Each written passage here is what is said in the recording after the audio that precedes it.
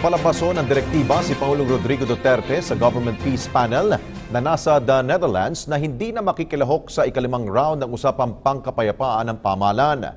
Ito dahil na rin sa kautusan ng Communist Party of the Philippines sa New People's Army na paigtingin ang pag-atake laban sa tropa ng pamahalaan, kasunod na rin po ng deklarasyon ng martial law sa Mindanao. May report sa Sweden Velado.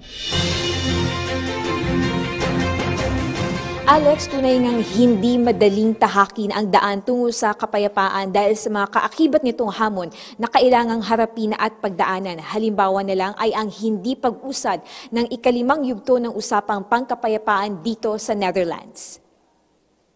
Hindi na makikilahok sa ikalimang yugto ng usapang pangkapayapaan ang gobyerno, alinsunod sa direktiba ni Pangulong Rodrigo Duterte. Inanunsyo ito ni Presidential Peace Advisor Jesus Dureza pasado alas 8 ng gabi sa Netherlands o alas 2 ng madaling araw oras sa Maynila.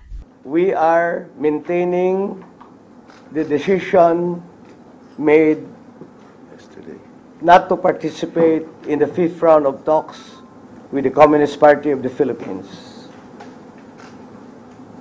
and the New People's Army and the National Democratic Front. Natuloy itong 5th round of peace talks. Ang mensahe naman ni Secretary Bello at Secretary Dureza sa ating mga mamamayan ay huwag mawalan ng pag-asa dahil posible namang umusad pa rin ito